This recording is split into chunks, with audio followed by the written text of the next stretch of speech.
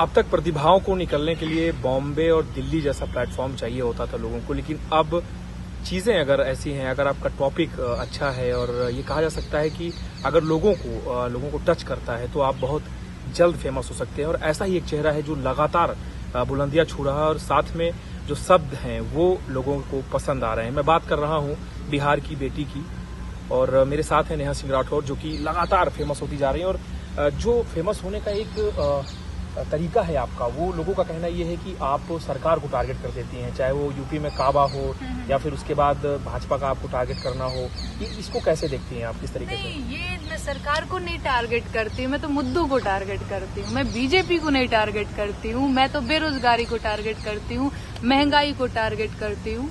तो मैं इन मुद्दों को टारगेट करती हूँ और लोगों को पसंद इसलिए आ जाता है क्योंकि वो चीजें ना लोग कनेक्ट कर पाते हैं। क्योंकि आपको भी पता है इतनी बेरोजगारी है, बेरोजगारी अगर नहीं होती तो मैं बिहार की हूँ, हिमांशु वो यूपी का है, हम लोग दिल्ली में आकर के रह रहे हैं, हिमांशु यहाँ पे जॉब कर रहा है। आपने भी बताया कि आप भी यूपी से हैं, आपको भी यहाँ पे आके पत्रकारिता करनी पड़ रही है। बहुत सारे लोग यहाँ यूपी बिहार के। तो जब मैं बेरोजगारी की बात करती हूँ तो वो लोग कनेक्ट कर पाते हैं, यार ये लड़की तो सही बोल रही है। दिल्ली बम्बे जा करके हम लोग मजदूरी कर रहे हैं, ऊपर से दिल्ली के लोगों से अलग अपमानित हो रहे हैं। वो अलग से, अभी आपने रिसेंटली एक वीडियो देखा होगा, होमगार्ड के साथ एक महिला बदतमीजी कर रही थी दारू के नशे में। तो ये सारी चीजें जब मैं गाती हूँ ना तो लोग कनेक्ट करते हैं कि ये लड़की बात सही बोल रही है। तो शायद यही चीज है कि लोगों को पसंद आता है। बाकी टारगेट करने वाली बात रही तो मैं बता देना चाहती हूँ, हर बार कहती हूँ, मैं किसी भी पॉलिटिकल पार्टी को क्यों टारगेट करने जाऊंगी। तो मैं तो मुद्दों को टारगेट। कहीं ऐसा तो नहीं है कि सच बोलना एक चलन हो गया है कि जो सत्ता है उस पर लोग टारगेट मानने लगते हैं? क्या मुद्दे हैं वास्तव में जो जिसकी आप बात करती हैं? मुद्दों पे बात करना क्या कठिन हो गया आपको लगता है?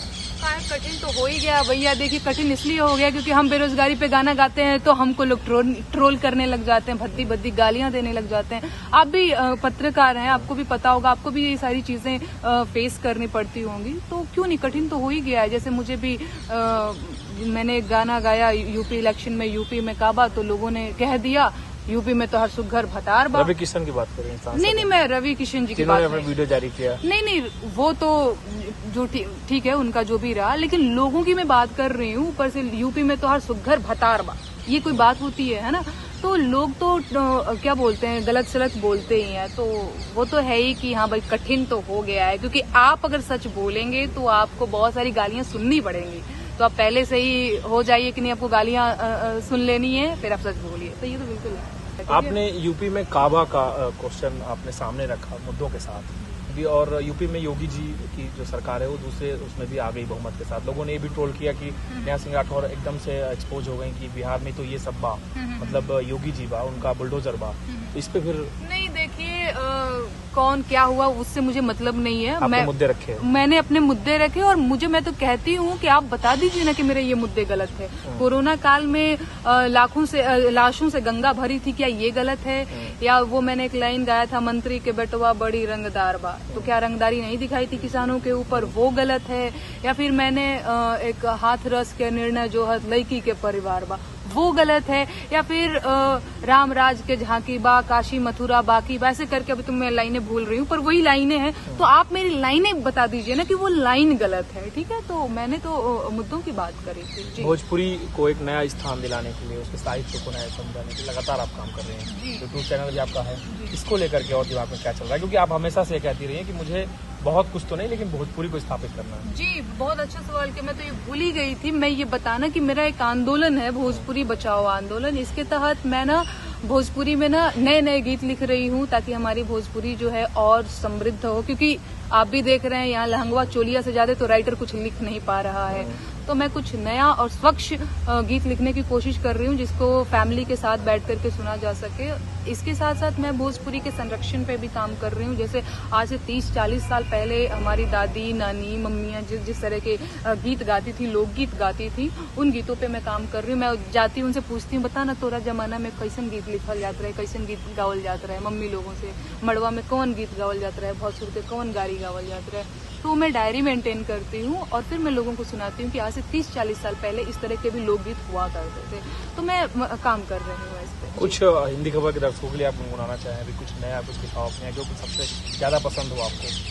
देखिए, पसंद तो मैं क्या ही बोलूं, अपनी मुंह मियां मिट्ठू होने जैसी बात होगी। मुझे अपना लिखा मुझे बहुत जमता नहीं है, लोग पसंद कर लेते हैं वो अलग बात है, लेकिन फिर भी मैं आपको एक चीज सुना देती हूँ, है ना। एक मैंने गीत लिखा था उस टाइम जब क्या बोलते हैं, लॉकडाउन हुआ था, और एक प्रसूता महिला जो है वो 165 किलोमीटर की पद यात्रा करी थी एक बच्चे को जन्मने के बाद, जस्ट एक दिन बाद ही। तो मैंने एक गीत लिखा था, एक सोहर लिखा था कि जो महिला बीच सड़क पे एक बच्चे को जन्म दे रही है, उसे भी तो शौक होता होगा ना सोहर सुनने का। तो मैंने उसके लिए एक सोहर लिखा था, वो मैं हिंदी खबर के दर्शकों को सुनाना चाहूंगी।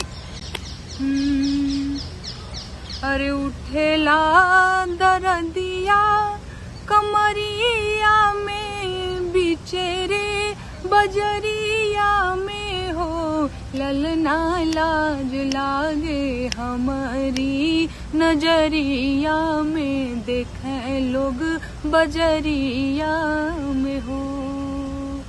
अरे अइला हो बबुआ भुखाइल, बड़ी रेखा खुआइल ना हो, ललना लाज लागी माई, कहाइल मोर छतियो सुखाइल हो, ललना लाज लागे हमारी नजरिया में, देखें लोग बजरिया में हो।